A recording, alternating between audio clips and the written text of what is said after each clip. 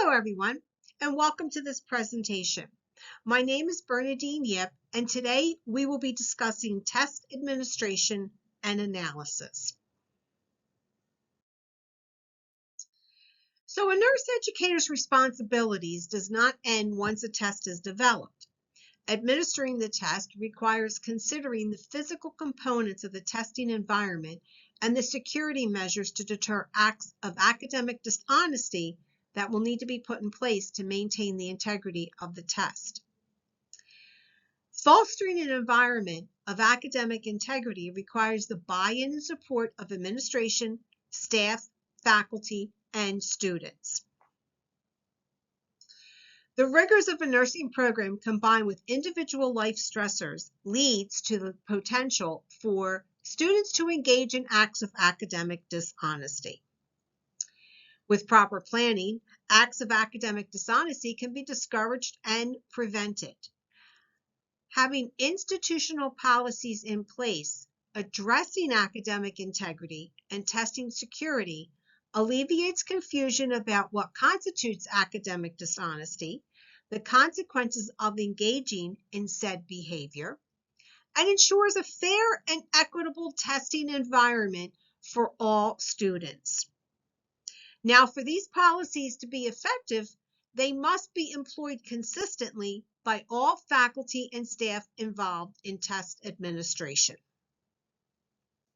These policies should also include a process for those students needing accommodations in the testing environment, and we will discuss students needing accommodations in this presentation today.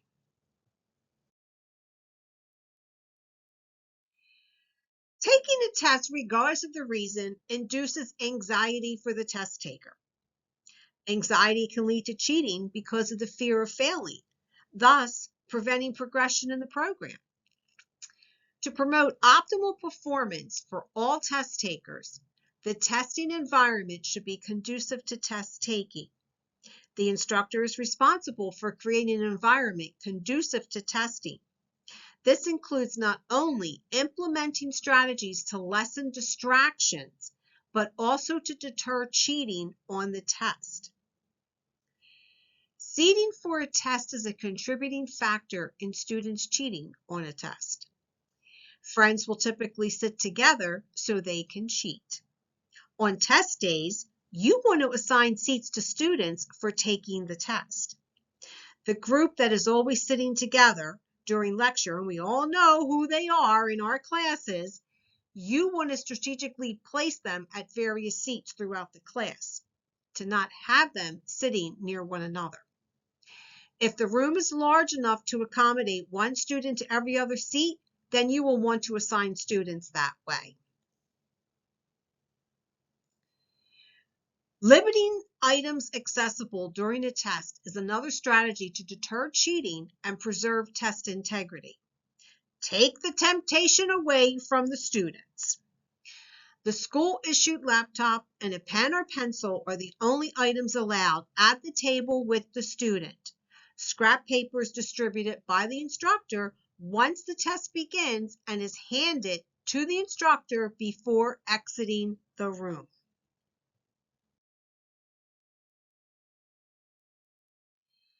All electronic communication devices, such as earpods, smartwatches, cell phones, headphones, etc., are not allowed in the testing environment.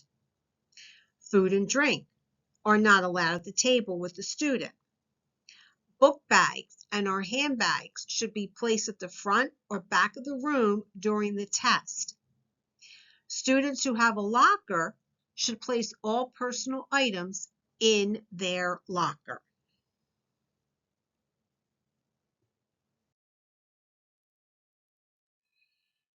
Now let's discuss students with accommodations.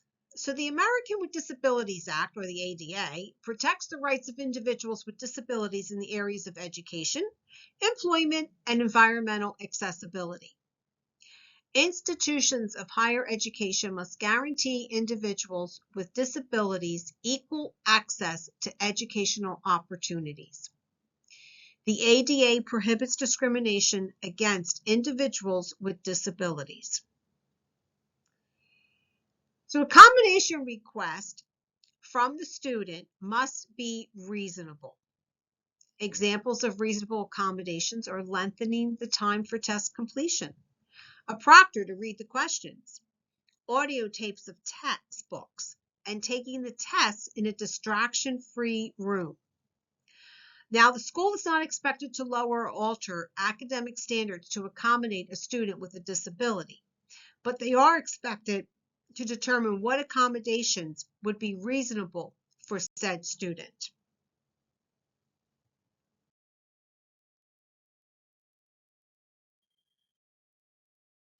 Now, proper documentation is required for the approval of requested accommodations. Once the request is authenticated and approved by nursing administration, faculty are informed of the student's accommodations permitted in the testing environment. Only faculty directly involved in the student's education at the time of the request are informed of the accommodations. Faculty should not discuss the accommodations with other faculty members without express permission from the student. Students approved for an extended time accommodation will have time and a half to complete the test. Students approved for test taking in a distraction-free room will report to the Learning Resource Center to take the test. Students with approved accommodations will have the necessary modifications made to the testing environment to promote fair and equal assessment of students' comprehension of content taught. Accommodations are made so as not to place students with anxiety or a disability at a disadvantage.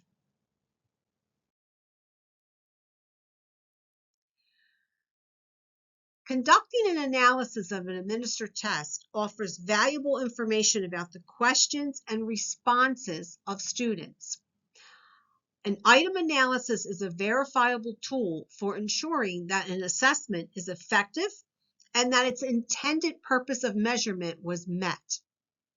It evaluates the worthiness and soundness of test items by determining how easy or difficult the questions are. Information obtained from this analysis helps in determining which items need revision. If the class performs poorly on an assessment, the instructor can determine if the issue was related to comprehension, warranting topic review, or if the items were just too easy or difficult for the students to answer. Most exam platforms have a built-in statistical analysis tool that is easily executed after test administration for the compilation of desired data. So, what data do we want to consider? Well, the discrimination index differentiates between low and high performing students. It is the Pearson's correlation coefficient, or the R, if you remember from your statistical courses, between the scores on the item and the total test scores. Values can range from a -1 to a +1. The negative values indicate that more lower performing students are answering that item correctly than higher performing students. Positive values of 0.30 and higher are desired, as this indicates that the item has good discrimination. The discrimination index can inform how well students have mastered a concept. The distractor efficiency is how well the distractors or incorrect response options distract the students. And that's what we want them to do. We want them to distract the students. So you want to consider the percentage of students selecting the distractor and the discrimination index for each incorrect response.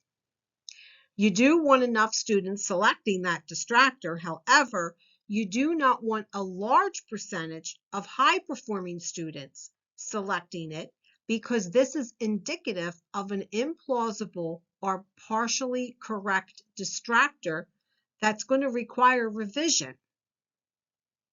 Now, if 0% of the students selected a distractor, then it is obvious that it is the incorrect response and needs revision.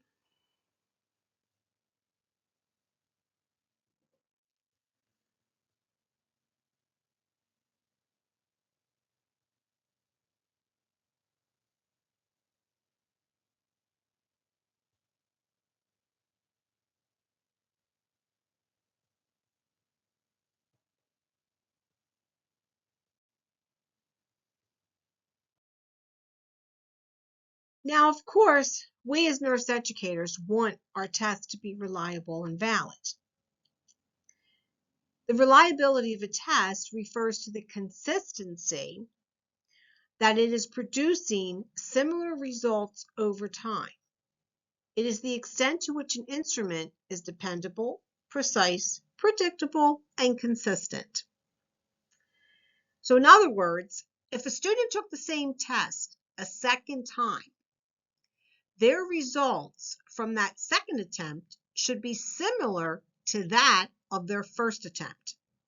This indicates that the test is reliable. However, though this method sounds reasonable, it is not a statistically sound one. So the Kueter-Richardson 20, or abbreviated as KR-20, is a measure of internal consistency for tests with dichotomous choices, and that is a correct response and an incorrect response. It is a more robust tool and the preferred method to use as a measure of reliability for classroom tests.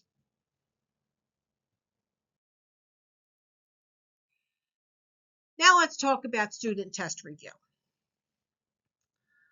Students need and should have an opportunity to review tests taken. It is best to conduct a test review after the analysis has been performed, but before grades have been assigned. The purpose of a student test review is not a debate session where students argue for additional points. It's an opportunity for students to learn about their reasoning behind the answers they selected. Test review sessions can also help to identify undetected item confusion within the test. Now, the same protocols for test administration should be enforced with test review sessions. It is advisable to have an additional faculty member in the room to monitor student activity during the review session. Because as we know, students are very creative when it comes to test review sessions.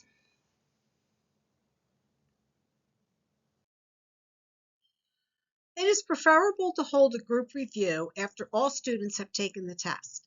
Students who have not taken the test have an unfair advantage if the review is held prior to them taking the test. For this reason, the review session should be rescheduled until all students have taken the test, even if the test they will be taking is an alternate form. Students who have not yet taken the test should not be allowed to participate in any review sessions. Remember that the review session is a learning experience for the students to improve their test-taking skills and higher order thinking. Incite a dialogue with students about their rationale for selecting one response over another. Provide an explanation on why a response is correct and the others are not. The advantages to a group review are that students have an opportunity to develop test-taking skills and enhance higher order thinking in a controlled environment with immediate feedback.